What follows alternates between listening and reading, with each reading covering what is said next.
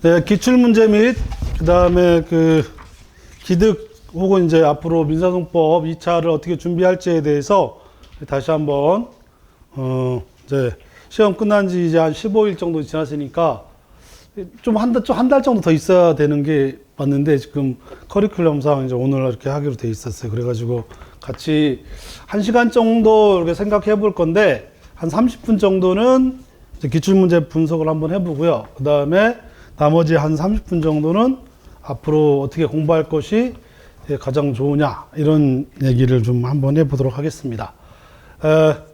일단 제가 오늘 나눠드리는 거는 그 기출문제 분석이라고 그래가지고 따로 이제 프린트를 통해서 나눠드렸고요. 아마 올라가 있을 것 같은데, 그 앞에 보면, 맨 앞에 보면 제가 생명에서 해가지고 유치원 해가지고 이렇게 시가 있어요. 원래 해마다 제가 시험 끝나고 나면 시 하나씩 이렇게 올려주는데, 이거 다 의미가 있었습니다. 그래서, 근데 그리고 또 이 공간을 빼면, 이거 빼면 또 이 공간이 너무 백지라서 뭔가 하나를 집어넣어야 되겠다 해가지고 같이 올려놨는데, 그래도 다 이따가 끝나고 나면 제가 이거 유치원의 생명의 서에 대해서, 원래 유치원이나 그 서정주나 이 조지훈 이런 사람은 생명파? 옛날에 아마 배웠을 것 같은데 별로 안 좋아합니다. 이육사나 윤동주처럼 뭔가 이게 시대에 대한 아픔을 논의해야지, 생명에서 이 생명파들은 그 시대와 상관없이 뭐 생명의 본질, 뭐 아니, 남들 지금 그 얘기할 게 아니니까 좀 이따 얘기하도록 하고, 그래서 오늘 먼저 우리가 나가볼 게 이제 기출문제 분석을 한번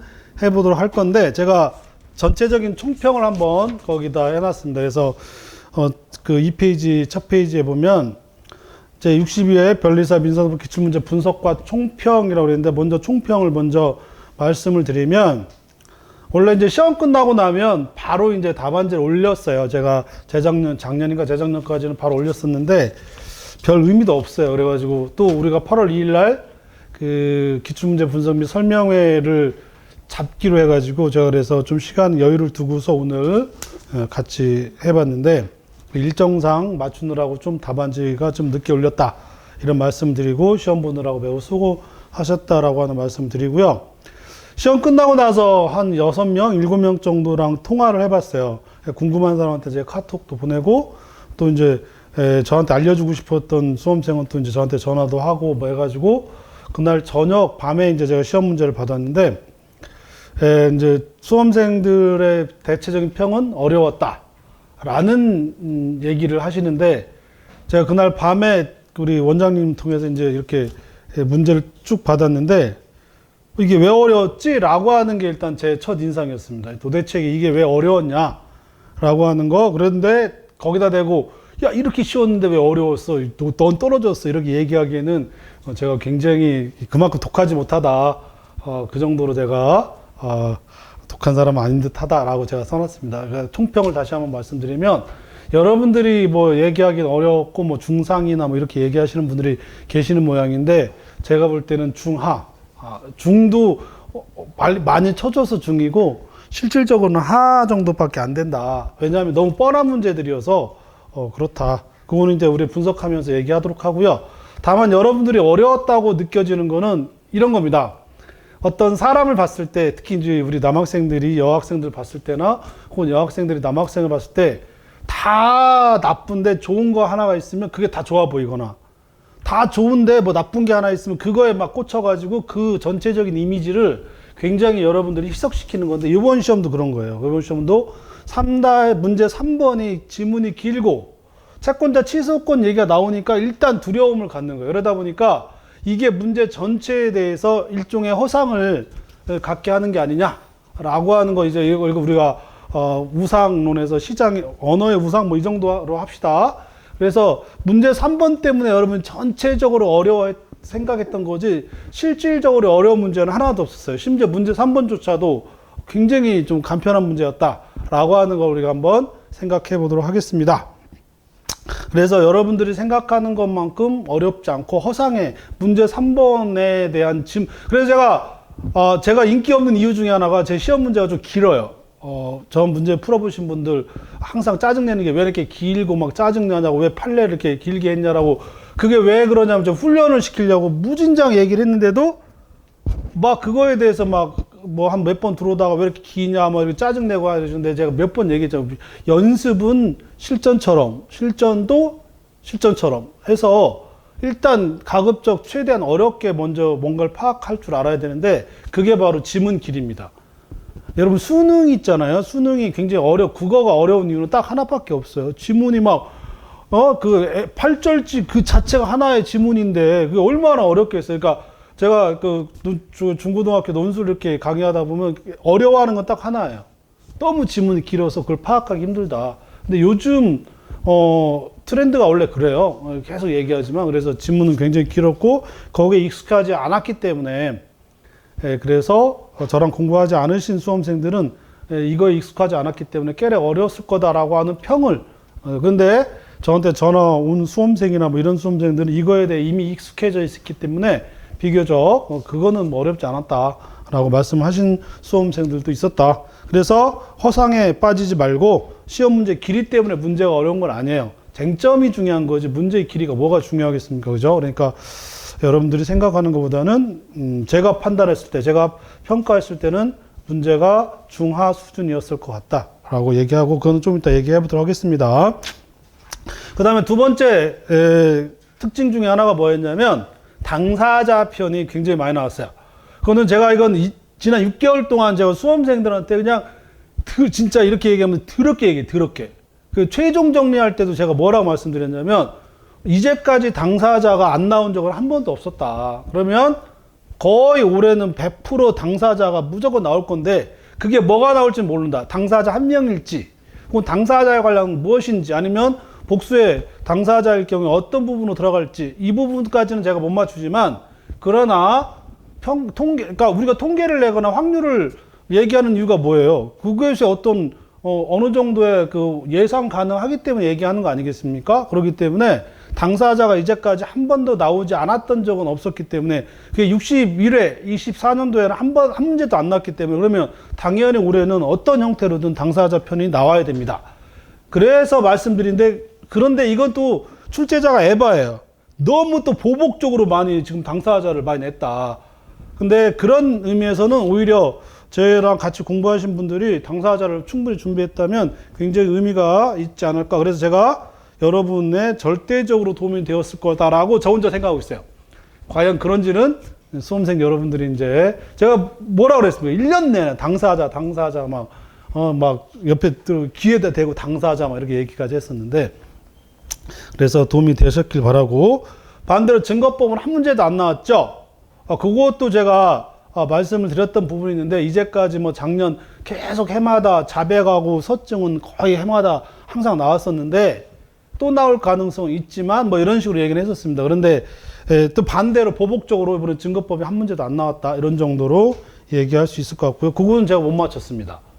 근데 나올 거라고 하는 게 나온 게 중요하지 안 나올 거라고 했는데 나왔다 그러면 죽어야 되지만 나올 거라고 했는데 안 나왔으면 이건 살아도 괜찮아요. 그죠? 저는 근데 무조건 나올 거라고 얘기했었기 때문에 특히 당사자 편 그건 좀 이따 또 얘기하도록 하고요.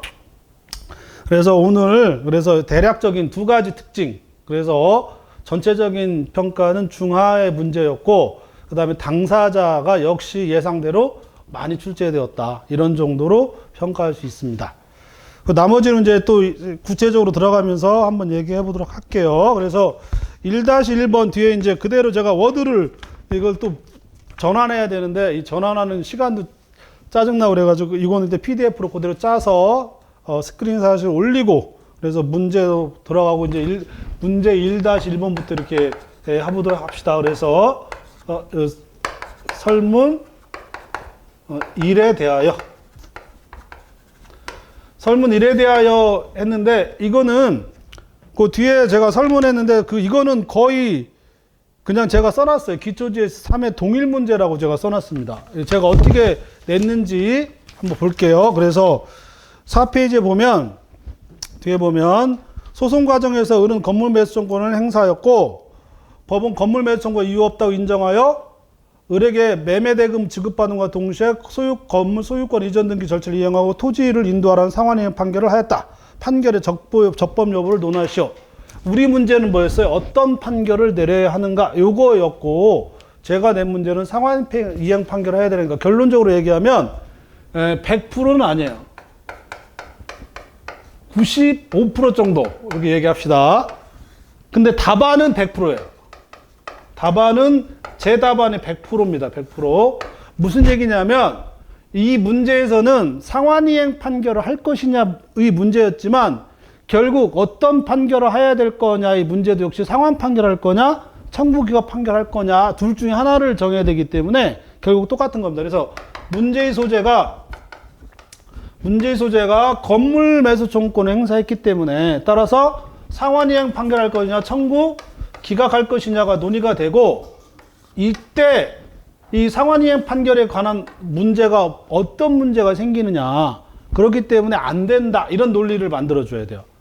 여기에서 중요한 거는 이 문제에서는 어떤 판결을 하여야 하냐라고 물어봤지 어떤 조치를 해야 되냐라고 물어보잖아요. 왜 판결이라고 하는 건 주문과 이유를 전제로 하는 거고 조치라고 하는 거는 법원에서 이렇게 저렇게 하라고 하는 통틀 모든 사항을 얘기해야 됩니다. 그러면 이때는 조치가 들어가면 이때 성명 혹은 지적 의무를 써주라고 하는 문제로 받아들여야 되고 문제에서는 어떤 판결을 내려야 되냐라고 하는 문제가 되니까 결론은 뭘로 가야 되냐면 청구 기각할 건지 아니면 상환이행 판결할 건지를 써줘야 돼요. 제 출제는 상환이행 판결했다 잘 됐냐 못 됐냐고 우리 문제는 어떤 판결을 내려야 되냐니까 2번, 3번, 4번 결론으로 들어가면 결론에서는 청구 기각 판결하여야 돼요. 근데 건물 매수 청구를 행사했으니까 그러면 상환이행 판결해야 되는지 이게 가능하냐라고 하는 논의는 있을 수 있어요. 그게 뭐냐면 일단 상환이행 판결이라고 하는 게 어떤 이거는 상환이행 판결이 가부를 논의하는 거기 때문에 이거는 원래 전체가 하나인데 이거 논의하는 게 원래 일부 인용 판결을 할 거냐에 관한 문제이기 때문에 이건 어디로 가? 이거는 처분권 주의에서 논의하는 겁니다. 그러니까 이론적으로는 처분권주의에 관한 일부 인용이 될 거냐 안 될 거냐 해가지고 그럼 여기다가 처분권주의가 뭔지를 써줘야 되겠죠. 그죠? 처분권주의에 관한 문제가 있고 그 다음에 일부 인용이 가능하냐. 그래서 우리 판례는 가능하다. 그 가능하다 하면 여기 들어가가지고 그러면 상환 이행 판결이 가능하냐? 이게 이제 메인 쟁점이 되겠죠. 그죠? 이걸 여기다 어디다 집어넣을지는 저도 몰라요. 그런데 저의 답안은 보시면 아시겠지만 상환이행 판결의 가부를 전제로 하기 전에 이 상환이행 판결이 나오는 배경을 써줘야 됩니다. 그러니까 상환이행 판결이라고 하는 건 처분권주의 중에 일부 인용 여러분 어떤 교과서에서 보면 다 나오겠지만 일부 인용 그래서 제 답안대로 그렇게 쓰시는 게 맞아요. 그리고 나서 상환이행 판결의 가부해 놓고 문제점 여기다가 학설과 판례인데 이때는 주로 판례를 써줘요. 판례가 상환이행 판결이 안 된다고 봐요. 할 거면 뭘 하라고? 지적 의무를 행사하고 나서 하라고. 요 얘기는 한마디 들어가도 돼요. 이거 한마디 정도 들어가도 되고 문제는 상환이행 판결 그러니까 건물 철거 청구에는 뭐가 포함되지 않아요? 건물에 대한 소유권 이전 등기가 포함이 안 돼 있다는 거예요. 이게 그래서 그 학설이 있어요. 학설 판례가 있어요. 판례가 건물 철거 청구에는 건물 소유권 이전 등기에 관한 그 처분권 그리고 그 의사가 포함되어 있지 않기 때문에 법원은 처분권주 위반 문제가 그러니까 여기 가장 중요한 건 처분권주 위반 때문에 안 되는 거예요. 이게 가장 중요한 거예요. 이 바운더리 그러니까 설문 1에 대한 전체적인 문제도 역시 처분권주에 관계된 문제인 거지. 근데 혹자들이 혹은 저하고 이제 작년에 공부했던 수험생 중에 하나가 요 문제를 했는데 여기다 지적 의무를 막 2페이지 썼다 그랬는데 미친 넌 떨어졌다 그랬어요. 아주 대놓고. 이건 지적 의무를 물어보는 문제가 아니에요. 상환이행 판결이 가능하려면 어떻게 해야 되냐 이렇게 물어봤을 때는 지적 의무를 행사하고 나서 할 수 있다 이렇게 되지만 이 문제 자체는 뭐라고 있어요? 지금 어떤 판결을 내려야 될 거냐라고 물어봤기 때문에 당연히 뭐가 나요? 청구 기각. 여기에서 가장 중요한 논점은 건물 철거의 청구에는 처분권주 위반 문제가 생기기 때문에 소유권 이전 등기 이른바 상환이행 판결을 할 수가 없다. 이렇게 이제 논의를 해줘야 됩니다. 이거는 제가 조금 전에 했죠. 문제는 95%지만 제 답안은 100% 똑같아요. 100%. 이렇게 안 쓰면 안 돼요. 혹시 여러분들 중에 지적 의무에 관련돼서 불안하다. 그래서 제가 일부러 밑줄 쳐놨어요. 불안하면 그냥 한 줄 정도 이렇게 써도 돼. 안 써도 되고. 그리고 몇몇 친구들이 내가 이 문제를 기초지에서 낼 때도 저한테 물어봤어요. 아니 이거 지적 의무는 다른 문제. 제 사례집의 두 번째 문제예요. 원래 전체 전원합의체 판결 문제였는데 그러면서 이 기초지에서 풀면서 제가 뭐라고 했어요? 야, 작년에 변론주의 문제가 나왔어. 그렇다면 뭐가 나오겠어? 처분권주의가 나오겠지. 이랬어요. 또 한번 내가 거짓말인지 아닌지 작년 내 동영상 가서 보세요. 내가 그때 뭐라 그랬나? 내가 해마다 번갈아가면서 낸다고. 언제는 변론주의, 그러면 표현대리 문제나 뭐 이거 나가고, 언제는 이거 내고. 왜냐하면 이게 30년, 40년 된 문제인데 리딩 케이스라고 하면서 이게 해마다 내가 번갈아가면서 내니까 잘 알아둬라. 올해는 이 문제를 특히 알아둬라. 라고 내가 분명히 했어요. 예. 가끔 토시가 좀 생각이 안 나긴 하지만 그 전체적인 취지는 99%, 99%이지 100%는 아니라고 얘기했으니까. 근데 거듭 얘기하자면 답안은 제 거 그대로 쓰셔야 됩니다. 이대로 쓰셔야 되고, 이건 거듭 얘기하지만 처분권주의 위반 때문에 청구기가 가야 한다. 이렇게 결론이 나와야 된다라고 하는 거 말씀드립니다. 그런데 학설 판례인데 학설까지는 기억이 안 나더라도 판례가 왜 이렇게 청구기각할 가 수밖에 없는지 요거를 분명히 써줘야 된다. 전원합의체 판결이니까 중요하다라고. 도대체 내가 어떻게까지 해야 여러분들이 알아먹을지 모르겠지만 정말이지 내가 몇 번이고 얘기했어요. 이 정도면 100% 맞춘 거, 좋아. 95% 맞추고 답은 100% 이렇게 합시다. 그죠? 이렇게 맞춘 걸로 합시다. 그 다음에 설문 2에 대하여. 설문 2에 대하여 라고 하는데 이것도 맞췄냐? 이거는 제가 양심상 100%는 아니에요. 100%는 아니고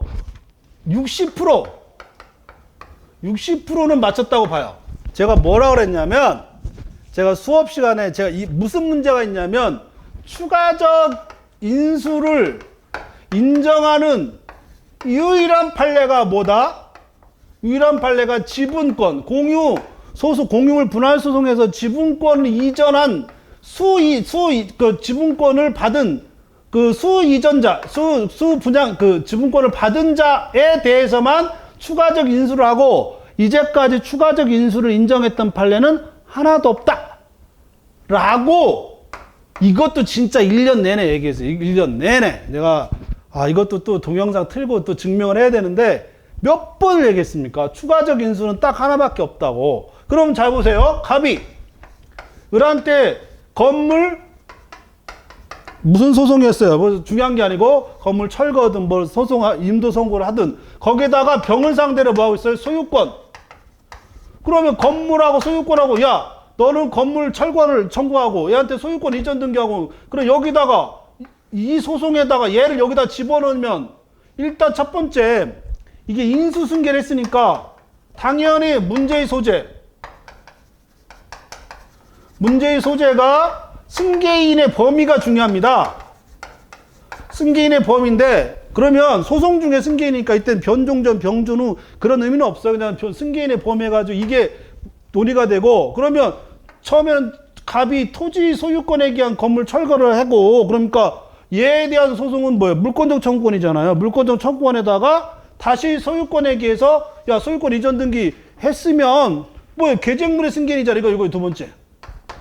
승계인의 범위 인부 인정을 할 거냐? 그럼 여기다가 좀 써줘야죠. 그죠? 소송 인수승계에서 요건 뭔가 좀 그러니까 그럴듯하게 써주고 그 다음에 여기서 중요한 게 승계인의 범위를 또 그럴듯하게 써줘야 돼요. 뭐냐면 소송물의 승계인하고 계쟁물의 승계인인데 요거는 건물 철거에다가 요 소유권 이전 등기니까 소유권에 기한 거니까 계쟁물의 승계인이잖아요. 그러니까 인정해줘야 돼요. 인정해줄 수 있지. 그러니까 승계인은 맞네. 이렇게 들어가요. 그리고 결론. 소결. 자, 승계인 범위 쓰기엔 들어가네. 승계인이 아니라 그러면 인수승계가 인정될 수 없잖아요. 이거 몇 번 얘기했어요. 그죠? 이건 승계인 나오면 무조건 뭐요? 아니, 올해 내가 또 우라통 터져서 말씀을 드리는데 내가 뭐라 그랬어요? 기판력 들어가면서 그동안 안 나온 거게 뭐라고? 주관적 범위가 안 나왔다고. 주관적 범위가 뭐예요? 승계인이잖아, 승계인. 그걸 뭐 맨날 얘기하는 거야, 승계인의 범위. 그러면 물권적 청구권, 채권적 청구권. 물권적 청구권의 계정물의 승계인은 승계인이다. 그럼 변종전 승계인하고 변종 후 승계인하고 똑같다. 아니, 그럼 이것도 그러면, 이게 또 여기다 10% 덧붙일래. 거의 맞춘 거잖아. 그거 승계인 맞잖아요. 그럼 문제는 뭐야? 그래놓고 3번. 그러면 추가적 인수, 가부. 문제점. 그 다음에 학설, 판례. 학설은 어디까지 써야 될지 솔직히 이거는 의미가 없어요. 그래도 그냥 있으니까 쓰고. 판례. 내가 기억 안 나면 이거 쓰면 되잖아. 아까 뭐라 했어요? 지분권을 빼놓고 나머지 우리가 판례를 인정했던 이유가 없는데, 왜냐면 보세요. 여기 건물 철거하고 여긴 뭐예요? 소유권 이전 등기니까 같은 소송에다가 같은 소송물이 다른 걸 어떻게 하나의 소송에서 하냐고. 이때의 승계인은 이렇게 분쟁 주체의 지위를 인정하는 건 맞지만 이런 정도의 분쟁 주체의 지위를 인정하는 거 아니에요. 그러니까 소송물 자체를 인정했거나 지분권 자체를, 그러니까 필수적 공동 소송에 해당하는 정도가 돼야만 추가적 인수가 인정되는 거지. 그렇지 않으면 인정한 사례가 없다. 그래서 안 된다. 요거 여러분 잘 긍정설, 부정설. 요거는 내가 그 답안지에다 하는데 이거 내가 워드 치기 싫어가지고 내 책 맨 마지막에 그대로 복부돼서 한번 가서 내 책 보세요. 맨 마지막에 학설과 판례가 그대로 내가 갖다 놓은 거예요. 그래서 쓰시면 되고. 3번 소결. 안 된다. 안 된다. 그래서 결론. 그래서 내가 그 뒤에 유사문제가 아니라 이제 몇 번 낸 거야, 몇 번. 요 유일하게 인정되는 거 이거 하나밖에 없고 나머지 인정되는 게 없다고. 라고. 그럼 어떻게 얘기해야 돼, 그러면? 내가 숙제다가 아닌데? 당연한 거 아니야. 그죠? 그러면 이 정도는 승계인 얘기하고, 추가적 인수 가부 얘기하고, 결론 내면. 더 이상 뭐가 필요해요? 당연한 거지.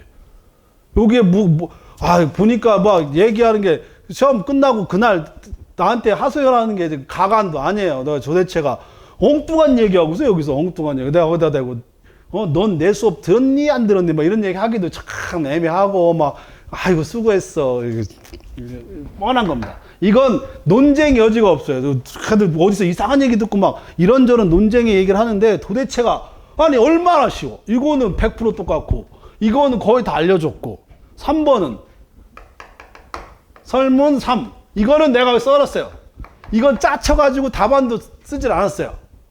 내가 맨날 실권되지 않는 거 뭐가 있다 그랬어? 상계, 건물 매매점, 상속 협의 분할, 그 다음에 한정승인. 그리고 한정승인은 어떤 미친 일타, 자칭 일타라고 하는 게 A급이라고 그래. 내가 미친놈이래, 미친놈. 무슨 한정승인이 A급이냐고.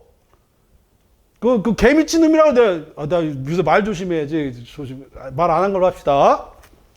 아니, 무슨 한정승인이, 내가 기껏해야 나오는 게 상계, 건물 매수 청구권, 상속 협의 분할, 한정승인 4개가 있는데, 그 중에 한정승인하고 상속 협의 분할은 가족법에 있는 거다. 그래서 나오기가 힘든데 상속 협의 분할 한번 나왔기 때문에, 그렇다면 뭐 그런 의미에서 한정승인 한번 얘기할 수 있지만 뻔한 거다. 그렇지만 나온다 그러면 이거 짜쳐요. 이게 무슨 문제야, 이게. 실권, 건물 매수 청구권에 실권돼, 안 돼?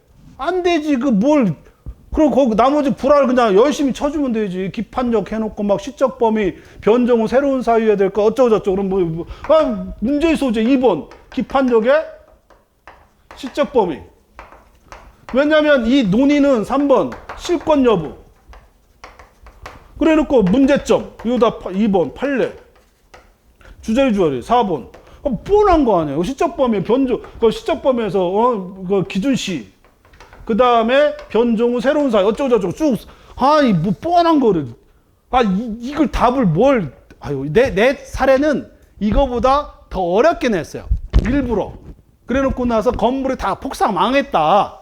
그럼 뭐가 문제가 되냐? 건물 실권되진 않지만 그때 권리부익이 없다. 내 사례지면 그거예요. 왜냐면 이 문제 자체가 너무 짜쳐가지고 너무 의미가 없어가지고 이거 내가 그래서 얘기하는 거, 여러분들은 그 문제 3번 때문에 허상에 빠져가지고 문제 어려웠다고 생각하는데 아니라고. 이런 걸 내는 것 자체가 이건 개무시하는 거예요. 이거는 수험생 여러분들을 이게 무슨 문제예요. 이게 아이고 이래놓고 뭐 어려워요. 도대체 뭐가 어렵다는 거예요 대체. 여튼 이 정도로 나 혼자 홍보하는 거니까 원래 내가 홍보 혼자 잘하잖아요, 그죠? 네. 말이 안 되는 이 얼마나 쉬운 거예요. 그 다음에 설문이 문제 2번 갑시다. 그러니까 문제 1에 3번은 그래서 나 맞췄다고도 안 했어요. 아니 이걸 맞췄다고 하는 것 자체가 짜치는 거예요. 이게 이 자체가 창피한 거예요. 이걸 못 쓰면 그게 학교 갈 사람이요? 그게? 말도 안 되는 얘기지, 이게. 이 문제 3번에, 이 문제 1에 3은 하 중에 하. 이건 문제도 아니에요, 이거는. 이제 문제 2번에 이제 설문 읽어갑시다.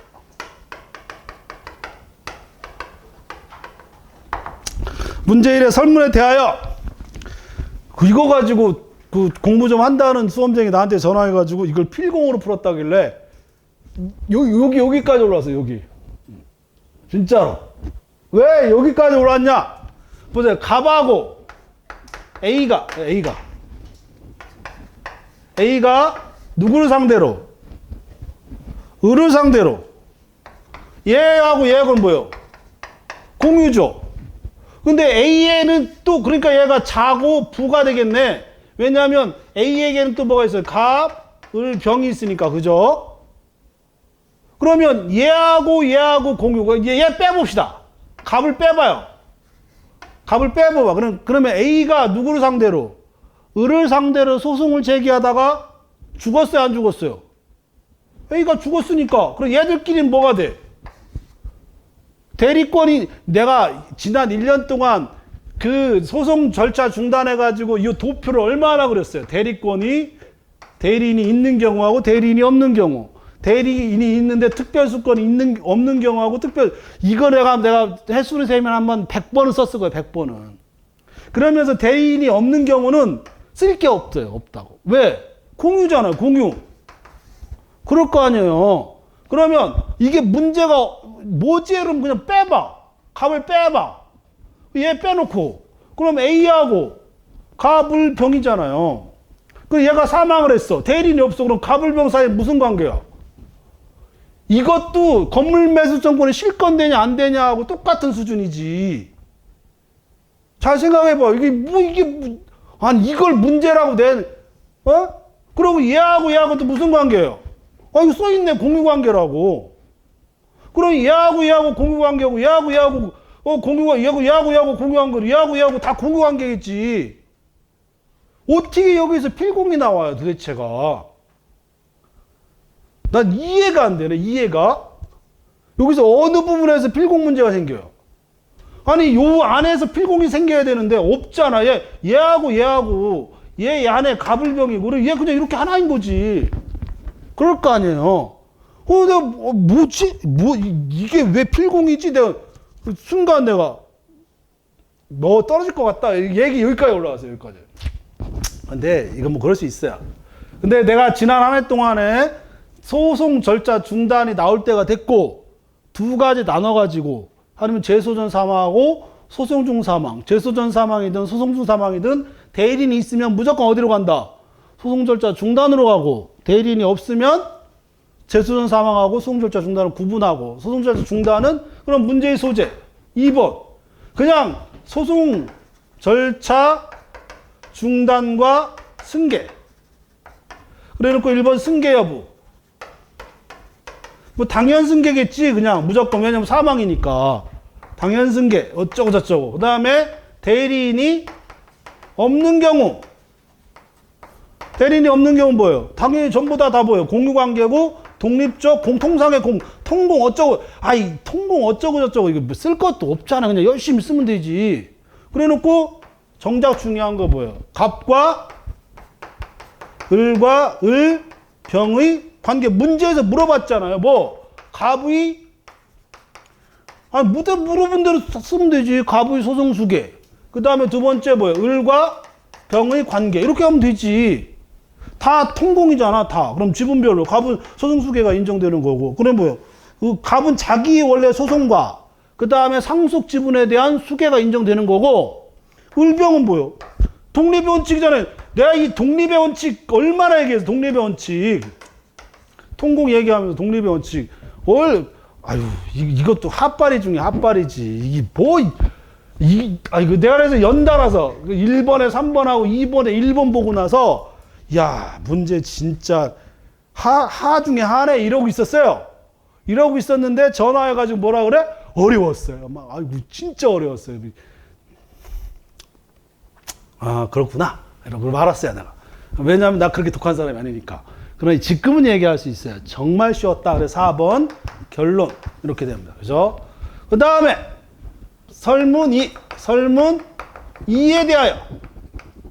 아마 이것도 내가 그 답안지 보면, 아, 이거 내가 유사한 문제 거기다 집어 넣기도 짜증나가지고 빼놨어요, 그냥. 나하고 같이 공부한 수험생은 다 알죠. 내가 지난 1년 동안 재수금지를 얼마나 풀었어. 풀다 짜증나가지고 아주 그냥 더 짜증날 것도 없어요. 그러면 재수금지 하려고 하면 뭐예요? 소치야. 후 뭐 해야 돼? 신소 제기해야 되는데 여기서 하나. 요 신소 제기는 뭐가 되는 거예요? 소의 추가적 변경 있잖아요. 그죠? 소의 추가적 소변경. 그럼 원래 소의 변경은 신소제기의 성질을 갖는 거예요. 항소심에서도 얼마든지 뭐 할 수 있어요. 소의 추가적 변경을 신청할 수 있으니까 하나만 더 쓰면 돼. 여기서 재소니까 새로운 소제기했다는 게 뭐냐? 그게 뭐가 되는 거예요? 추가적으로 소를 항소심에서 변경했다. 추가적 변경을 했다. 그거 하나만 쓰면 돼요. 쓸 것도 없지만. 그래서 요거는 그러면 내가 뭐라고 했어? 맨날 재소금지 요건. 여기에서 요거 하나만 갖다 쓰면 돼. 문제의 소재. 재소에 해당하는 게 어디에 해당한다? 소의 추가적 변경에 이때 재소에 해당한다. 그러면 요때부터 재소금지 요건을 살펴보는 거다 해놓고 그러고 나서 뭐예요? 결국 당동, 소동, 그 다음에 권리보익 이렇게 쓰면 되겠죠. 그죠? 그럼 당사자 동일, 소속물 동일 결국 뭘로 들어가? 권리보익 동일이지 문제가 되겠지. 그러면 여기서는 뭘 줬어? 자기의 지분권을 줬으니까 그럼 당사자도 동일하고 그 권리에 기한 그럼 채권 양도든 지분권 양도든 결국 소속물의 승계인이 돼야 안 돼요. 소속물의 승계인이 되지. 당사자가 동일하고. 아니 어떻게 더 이상 쉬워 이것도. 그리고 결론. 재소에 해당하지만 뭐가 있어요? 아니 전 지분권하고 받아서 소를 제기하는 거고 당연히 자기 거니까 권리보익이 생겨 안 생겨? 생기겠지. 뻔하지. 뭐 더 이상 뭐가 있어요? 그냥 그거 뻔한 거지. 이것도 하 중 하예요. 여기서 하 중의 하라고 하는 거는 가운데 중자가 아니라 하 무리들, 아주 쉬운 무리들 중에 아주 쉬운 무리야. 쉬운 문제. 그럼 봐봐요. 문제 1번 그대로지. 문제 3번 똑같지. 문제 1번 2번에 1번 똑같지. 문제 2번에 2번 똑같지. 아 일단 반 50%가 똑같네? 쉬워 안 쉬워? 그럼 좋아요. 여기까지 그럼 쉬운 걸로 합시다. 그럼 나머지 이제 문제 3번 여러분들이 어려워하는 문제 3번 이게 혼자 얘기하다 보니까 시간이 벌써 30분 넘고. 문제 3번 설문 1에 대하여. 네, 이건 지문이 길어. 일단 지문이 길은데 여러분들한테 지문이 길지만 다 시험 봤기 때문에 아주 간단한 거예요. 갑이 을을 상대로 자기 채권을 먼저 확보받았어. 확보를 받았는데 그 채무자가 뭐요? 개놈 새끼가 자기 피보전 자기가 채무자인데 채무자의 재산을 누구한테 주는 거야? 제3자 병한테 담보로 맡겨버리는 거예요. 그러면 책임자산은 어떻게 돼요? 감소가 되겠지. 문제의 사례는 그거예요. 채권자인 갑이 요거 전에 갑, 을, 병이 있어요. 얘하고는 채권자고 요게 사행이야. 그러니까 요거를 취소하려고 하는 거잖아요. 기본적으로. 그죠? 문제의 취지 자체가. 문제 1번 봅시다. 그래서 이런 것도 내가 1년 내내 뭐라 그랬냐면 문제의 소재. 문제의 소재 2번. 봐봐요. 항상 모든 문제를 풀 텐데 어떻게 풀라고 그랬어요? 당사자 별로, 소속물 별로. 이거 잊어버리면 내가 그때도 얘기했어요. 잊어버리면 죽여버리겠다고. 물론 이제까지 죽인 적은 한 번도 없는데 여기서 문제가 되는 건 뭐야? 주의적 청구에 대한 판단이지. 그 다음에 세 번째가 예비적 청구에 대한 판단. 나한테 전화한 수험생 중에 예비적 청구도 있어요? 아니, 문제가 있는데 그걸 예비적 청구 있냐고 물어보면 어떡하냐고, 나보고. 물어보길 뭐여서. 이와 같은 환송은 원심법원의 판단. 문제가 뭐라 해서. 이와 같은 환송은 원심법원이 두 개가 있잖아. 주의적 청구에 대한 판단하고 예비적 청구에 대한 판단이 잘 됐냐, 못 됐냐라고 물어봤으니까. 요 청구에 대한 판단과 이 청구에 대한 적부. 이거에 대한 적부, 적절한 건지 잘못된 건지, 적절한 건지 잘못된 건지, 그리고 결론. 아니, 뻔한 거잖아요. 그죠? 그래 놓고 뭐요? 주의적 청구에 대한 판단. 뭐야 이거? 기속력. 일단 이거 나왔어요. 재소금지 6번, 기속력도 한 4번인가 나오고 풀었을 거예요. 내가 인디언 기후제로 내가 3년 동안 기속력만 계속 냈어요. 내 문제 봐봐요. 여러분 나하고 같이 했잖아. 기초 GS 할 때 기속력 내. 실전 GS 할 때 기속력 내. 실전 GS A 할 때도 기속력 내. 실전 GS B 할 때도 기속력 내. 도대체 어떻게 내라고? 그러면 상고심이 하고심을 그 주의적, 그 다음에 예비적, 객관적, 주관적, 객관적 범위. 당연히 상고심, 하고심 다 구속하고. 여기서 중요한 거는 법률관계, 논리적, 어떤 논리적 필연에 있는 법률관계를 하급심을 구속하잖아요. 그러면 상고심에서 야, 그 사행이야. 그러면 사행인 거지. 거기 문제에서 써놨더만 보니까 새로운 증거나 새로운 사실을 인정한 건 없다고 써놨네. 보니까 있냐고? 웃기고 있어. 내가 시험 봤어. 여러분 시험 봤어. 거기 있잖아요. 새로운 증거나 새로운 사실을 판단한 바가 없다고 해서 있잖아요. 그러면 무조건 하급심은 뭐라고 판단해 줘야 돼? 사행위가 된다고 판단해야지. 또라이들도 아니고 뻔한 거 아니에요. 그러면 당연히 논리적 필연관계를 벗어나지 않고 당연히 기속력 있어요, 없어요? 기속력 있겠지. 따라서 이거에 어긋나는 거는 잘못된 판단이겠지. 요거는 너무 쓸 게 많아가지고 문제일 수도 있겠다. 그러면 저거 쩌리 조절해서 쓰는 거고, 문제는 물어보려고 하는 건 주로 이제 객관적 범위에 해당하냐 안 하냐, 그걸 기속하느냐 안 하냐, 이 부분인 거예요. 그래서 상고심에서 사행이라고 한 이상은 무조건 사행인 거예요. 얘기할 것도 없이. 그 다음에 예비적 청구인데 거기서 제소기간이라고, 아니 나는 전화를 받았을 때 제소기간, 야 그래? 문제 봤더니 거기 써있더만. 문제가 뭐라고 써있어? 제척기간 도과를 이유로 각하였다고 써있네. 아니 답을 써놨네? 그러다 제척기간이 뭐예요? 제척기간이 내 제척기간이 두 개라고 항상 얘기해놨어요. 뭐? 하나는 적법 요건이기도 하고 또 하나는 본안 요건일 때도 있다.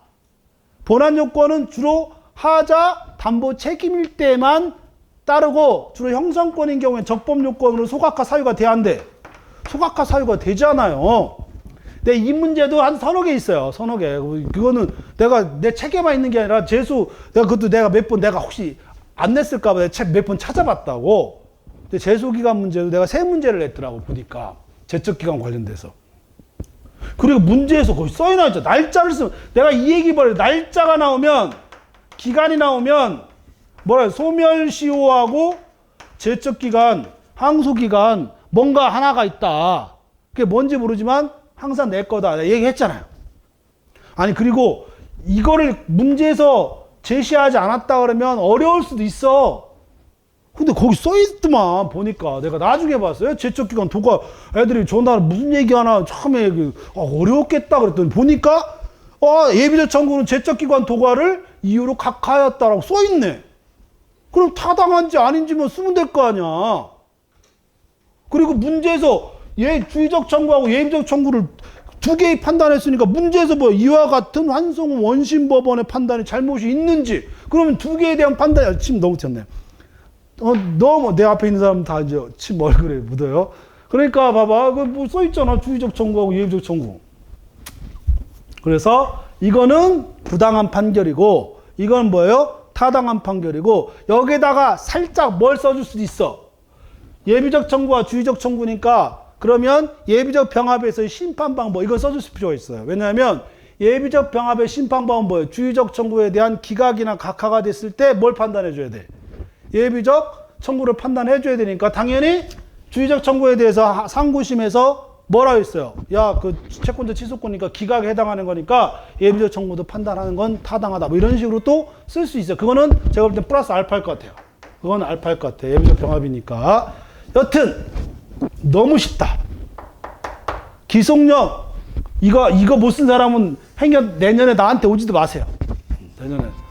아니 내가 이거 몇 번 아니 이미 지난 데서 뭘 하겠어요. 그죠? 그 다음에 시간 없으니까 설문 이에 대하여. 아니 이렇게 딱 답안지 만들면 되잖아요. 문제에서 물어봤으니까 그대로 하면 되지. 왜 뭐 난 이해가 안 돼요. 그 다음에 2번 사행의 취소를 제기해 소장에 병에게 송달하였고 그 다음에 병에게 뭐 준비서명을 제출하여 어쩌고저쩌고 소치하서 제출하였다. 소치하서의 법적 효과. 그러면 이거는 문제 소재. 그러면 지난 1년 동안 또 했던 게 중복죄소, 제소금지, 기판적인데 봐봐요. 갑이 구상금 채권을 피보전 채권으로 병을 상대로 제1 아주 친절해. 병을 상대로 제1 그 다음 또 갑이 병을 상대로 제2 그럼 전 소송 중 했으니까 중복죄소 문제예요? 제소금지 문제야? 기판적 문제야? 당연히 중복죄소 문제겠지. 그 중복죄소에 있어서의 요건을 구비했는지 그랬을 때 소치하의 효과가 있는지 요게 문제가 되겠네요. 그죠? 요게 하나. 그래서 중복죄소 여부. 왜냐하면 중복죄소가 되면 부적법 하잖아요. 부적법 한 경우에도 소치하가 되냐의 문제가 생길 수 있겠지. 왜냐하면 별소인 경우에는 별로 따져야 되겠지만 그는 중복죄소에 중복죄소에 해당하는 거예요. 채권자 취소권, 피보전 채권. 여기서 제가 뭐라 했어요? 채권자 취소권은 이게 독립한 권리이기 때문에 고유권이기 때문에 따라서 요 피보전 채권은 여러 개의 공방에 해당할 뿐이에요. 요게 소송물인 거고 요거는 공방에 해당하는 거니까 피보전 채권이 여러 개 있다 하더라도 동일한 당사자이면 소송물이 동일해. 소송물은 당연히 요게 동일하잖아. 이게 소송물이잖아. 요거 몇 번 이것도 수십 번 했어요. 이것도 채권자 대입권하고 채권자 취소권 하면 수십 번. 그러니까 결국 요 채권자 취소권이 소송물이 동일하냐? 동일하다. 끝. 그래서 중복죄소 문제의 소재, 중복죄소 요건, 소송물 동일 여부, 그 다음에 소결 동일하다. 그럼 세 번째 소치하 여부. 소치하 분데 문제는 소치하를 제출했다. 갑이 제출한 소치하의 법적 효과를 검토하시오. 그래서 요거에 대해서 그날 밤 11시인가 12시인가 누가 전화 왔어. 그러면서 한빛 뭐 학원에 난리가 났대. 무슨 난리냐 그러면 소치하를 하게 되면 피고의 동의가 필요하냐 요걸 그래가지고 이걸 모 강사가 본안 판단을 요구하고 본안 판단을 요구하지 않고 했다고 그래. 내가 그래 개미친놈이래. 개미친놈. 왜 개미친놈이냐? 일단 소치하를 하려고 그러면 부적법 하더라도 내가 이거 몇 번 했어요. 부적법한 소의 경우에도 뭐 할 수 있다? 소치할 수 있어요. 왜냐하면 소의 취하는 뭐가 필요 없어요.